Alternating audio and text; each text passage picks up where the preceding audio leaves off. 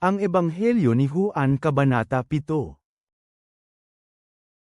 At pagkatapos ng mga bagay na ito si Jesus ay naglakbay sa Galilea, sapagkat hindi niya gustong pumunta sa Judea dahil ang mga Hudyo ay nagpaplanong patayin siya. Ngayon, nalalapit na ang kapistahan ng mga Hudyo, na kapistahan ng mga kanlungan. Kaya sinabi sa kanya ng kanyang mga kapatid na lalaki, "Iwanan mo ang lugar na ito at pumunta ka sa Judea, upang makita din ng iyong mga alagad ang mga gawaing ginagawa mo. Walang sino mang gumagawa ng anumang bagay na palihim kung siya mismo ay gustong makilala ng hayagan. Kapag ginawa mo ang mga bagay na ito, ipakita mo ang iyong sarili sa buong mundo." Sapagkat kahit ang mga kapatid niya ay hindi naniniwala sa kanya. Kaya sinabi ni Jesus sa kanila, "Ang aking panahon ay hindi pa dumating, ngunit ang inyong panahon ay palaging nakahanda. Hindi ka maaring kamuhian ng mundo, ngunit kinamumuhian ako nito dahil ako ay nagpatutuo tungkol dito na ang kanyang mga gawa ay masama. Pumunta na kayo sa kapistahan, hindi ako pupunta sa kapistahang ito dahil ang aking oras ay hindi pa natutupad." Pagkatapos niyang sinabi ang mga bagay na ito sa kanila, siya ay nanatili sa Galilea. Subalit, pagkatapos pumunta ng kanyang mga kapatid sa kapistahan, sumunod din siya, hindi hayagan ngunit palihim. Hinahanap siya ng mga Hudyo sa kapistahan at sinabi, "Nasaan siya?" Nagkaroon ng matinding talakayan sa maraming tao tungkol sa kanya. Sinabi ng ilan, siya ay mabuting tao. Sinabi ng iba, hindi, nililigaw niya ang karamihan. Ngunit wala ni isa na hayagang nagsalita tungkol sa kanya dahil sa takot sa mga Hudyo. Nang malapit na matapos ang kapistahan, umakyat si Jesus sa templo at nagsimulang magturo. Namanghang ang mga Hudyo at sinasabi, "Paano nagkaroon ng maraming karunungan ang taong ito? Hindi naman siya nakapag-aral." Sinagot sila ni Jesus at sinabi, "Ang aking katuruan ay hindi akin, ngunit sa kanya na nagsugo sa akin. Kung sino man ang nagnanais gawin ang kanyang kalooban, malalaman niya ang tungkol sa katuroang ito, kung ito ay nangagaling sa Diyos o nanggaling sa sarili ko.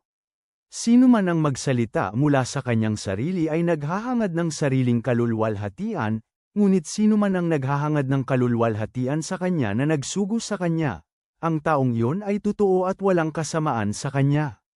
Hindi ba binigay sa inyo ni Moises ang kautusan? Gayunman wala sa inyo ang gumagawa ng batas. Bakit gusto ninyo akong patayin?" Sumagot ang maraming tao, "Mayroon kang isang demonyo. Sino ang may gustong pumatay sa iyo?" Sumagot si Jesus at sinabi sa kanila, "Gumawa ako ng isang bagay, at namangha kayo dahil dito. Binigyan kayo ni Moises ng pagtutuli, hindi sa iyon ay nagmula kay Moises, ngunit nagmula sa mga ninuno, at sa araw ng pamamahinga tinutuli ninyo ang isang lalaki. Kung ang isang lalaki ay tumanggap ng pagtutuli sa araw ng pamamahinga upang ang batas ni Moises ay hindi malabag, bakit kayo nagagalit sa akin dahil ginawa kong ganap na magaling ang isang tao sa araw ng pamamahinga? Huwag humatol ayon sa anyo, ngunit humatol ng may katwiran." Sinabi ng ilan sa kanila na taga-Jerusalem, "Hindi ba ito ang siyang hinahangad nilang patayin?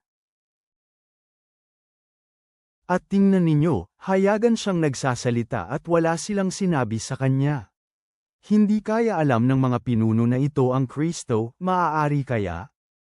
Alam natin kung saan nanggaling ang taong ito. Subalit, kapag dumating ang Kristo, walang isa man ang nakakaalam kung saan siya manggagaling." Sumisigaw si Jesus sa loob ng templo, nagtuturo at nagsasabi, "Kilala ninyo ako at alam ninyo kung saan ako nanggaling. Hindi ako pumarito sa aking sarili, ngunit ang nagsugo sa akin ay totoo at hindi niyo siya kilala. Kilala ko siya dahil ako ay nanggaling mula sa kanya at ako ay isinugaw niya." Sinusubukan nilang dakpin siya, ngunit walang sino mang nang ahas na hulihin siya dahil hindi pa dumadating ang kanyang panahon. Subalit, marami sa mga tao ang sumampalataya sa kanya. Sinabi nila, kapag dumating ang Kristo, gagawa ba siya ng mas maraming tanda kaysa sa mga ginawa ng taong ito? Narinig ng mga Pariso ang bulong-bulungan ng maraming tao tungkol kay Jesus. At ang mga punong pari at ang mga Pariso ay nagsugo ng mga opisyal upang hulihin siya. At sinabi ni Jesus, sa sandaling panahon mananatili pa ako kasama ninyo, pagkatapos pupunta na ako sa nagsugo sa akin. Hahanapin ninyo ako ngunit hindi ninyo ako makikita, kung saan ako papunta, hindi kayo makakasama. Kaya nag-usap-usap ang mga Hudyo, saan papunta ang taong ito na hindi natin siya kayang hanapin? Pupunta ba siya sa pagkakalat sa mga Griego at tuturuan ang mga Griego? Ano itong salita na kanyang sinabi, hahanapin ninyo ako ngunit hindi ako makikita, kung saan ako pupunta, hindi kayo makakasama. Ngayon sa huling araw, ang dakilang araw ng kapistahan, tumayo si Jesus at sumigaw na nagsasabi, kung sino man ang nauuhaw, hayaan siyang lumapit sa akin at uminom. Kung sino ang sumampalataya sa akin, gaya ng sinabi ng kasulatan, mula sa kanya dadaloy ang mga ilog ng tubig na buhay. Ngunit sinabi niya ito tungkol sa espiritu na tatanggapin ng mga mananampalataya sa kanya. Ang espiritu ay hindi pa naibibigay dahil si Jesus ay hindi pa nalululwalhati. Ang ilan sa maraming tao, nang narinig nila ang mga salitang ito ay nagsabi, tunay nga na ito ang propeta.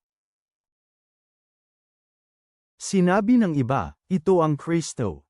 Ngunit sinabi ng iba, ano, ang Kristo ba ay manggagaling sa Galilea? Hindi ba sinabi ng mga kasulatan na ang Kristo ay manggagaling sa lahi ni David at mula sa Bethlehem, ang nayon kung saan galing si David? Kaya nagkaroon ng pagbabahagi sa maraming tao dahil sa kanya. Ang iba sa kanila ay ninais sanang dakpin siya, ngunit walang isa man ang hamuli sa kanya.